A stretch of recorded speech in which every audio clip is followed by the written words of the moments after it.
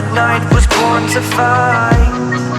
Mythical, so mystical, think what you like. You could be the sword, the shield, defender of. Hello friends, इस बार Disney के D23 expo में हमें 2018 में आने वाली एवेंजर्स इन्फिनिटी वॉर के बारे में बहुत सारी बातें पता चली। साथ ही D23 में पहुंचने वाले फैंस को एवेंजर्स इन्फिनिटी वॉर की 5 मिनट की क्लिप भी दिखाई गई।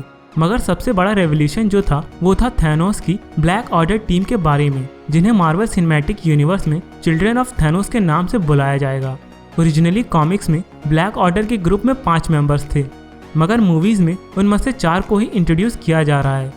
और इस रिवील के बाद बहुत से लोगों के मन में यही सवाल होगा कि आखिर ये ब्लैक ऑर्डर टीम है क्या और इसके मेंबर्स कौन कौन हैं। तो आज हम अपने इस एपिसोड में इसी बात को डिस्कस करेंगे। तो चलिए स्टार्ट करते हैं।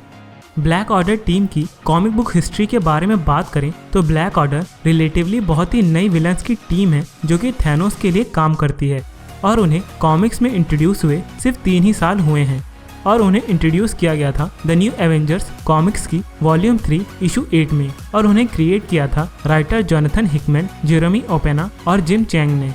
वैसे अगर ब्लैक ऑर्डर के मेंबर्स के ओरिजिन के बारे में बात करें तो वो कॉमिक्स में नहीं बताई गई है, मगर हमें ये ज़रूर पता है कि ब्लैक ऑर्डर का हर मेंबर कितना पावरफुल है।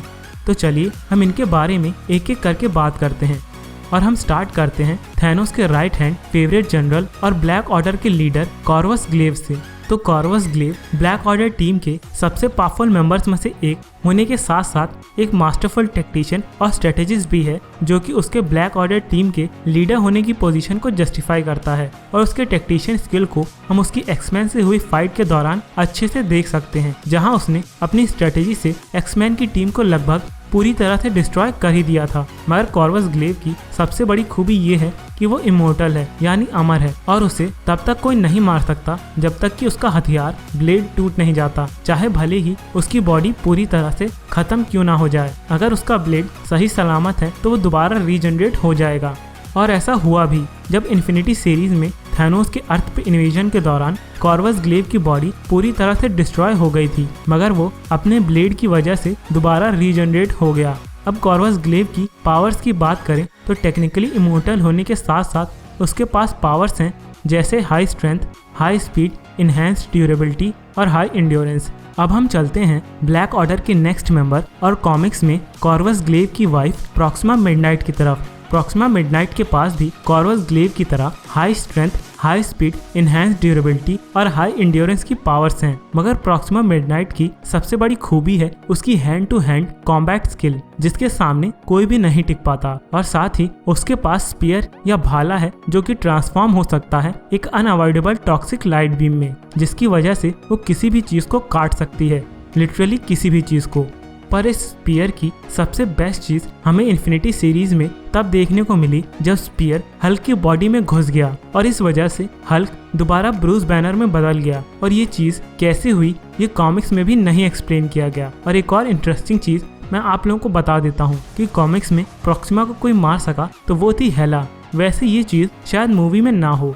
अब हम चलते हैं ब्लैक ऑर्डर के सबसे इंटरेस्टिंग और शायद सबसे पावरफुल मेंबर की तरफ, और वो है एबनी मॉ। एबनी मॉ जीनियस होने के साथ साथ एक पावरफुल मैजिक यूजर और सॉर्सरर है, और हम उसे विलन डॉक्टर स्ट्रेंज या एंटी डॉक्टर स्ट्रेंज भी मान सकते हैं। और ये चीज उसे मूवीज में डॉक्टर स्ट्रेंज के लिए सबसे बड़ा खतरा बनाती है। और हम ये चीज होते हुए कॉमिक्स में पहले देख भी चुके हैं जब उसने सॉर्सरस सुप्रीम डॉक्टर स्ट्रेंज को पूरी तरह से अपने काबू में कर लिया था। भले ही बाद में हमें पता चला कि डॉक्टर स्ट्रेंज उस समय अपनी पूरी पावर्स इस्तेमाल नहीं कर रहा था, मगर फिर भी मार्वल कॉमिक्स के सबसे पावरफुल सुपर हीरोज में से एक को अपने कंट्रोल में करना कोई छोटी बात नहीं है। और इस वजह से हम इन्फिनिटी वॉर मूवी में शायद देखें कि टाइम स्टोन को लेने थैनोस एबनी मॉ को ही भेजे, क्योंकि एक वही है जो कि डॉक्टर स्ट्रेंज के खिलाफ लड़ सकता है।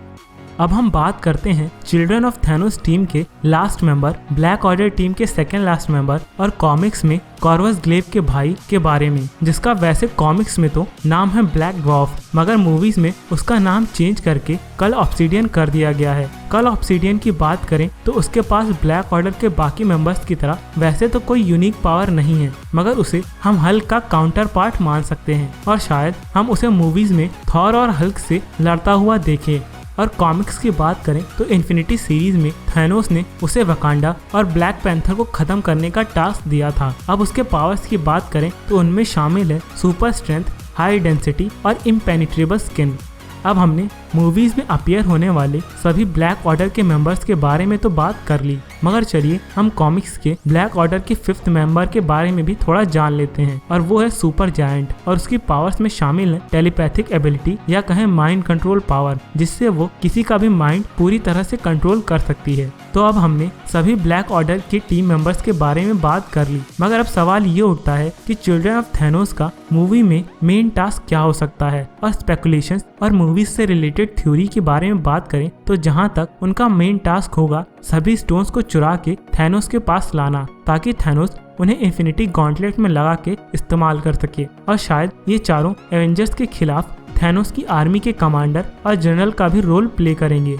और बाकी की इन्फॉर्मेशन तो हमें सेट लीक्स, ट्रेलर्स और अल्टीमेटली मूवी देखने के बाद ही पता चलेगी।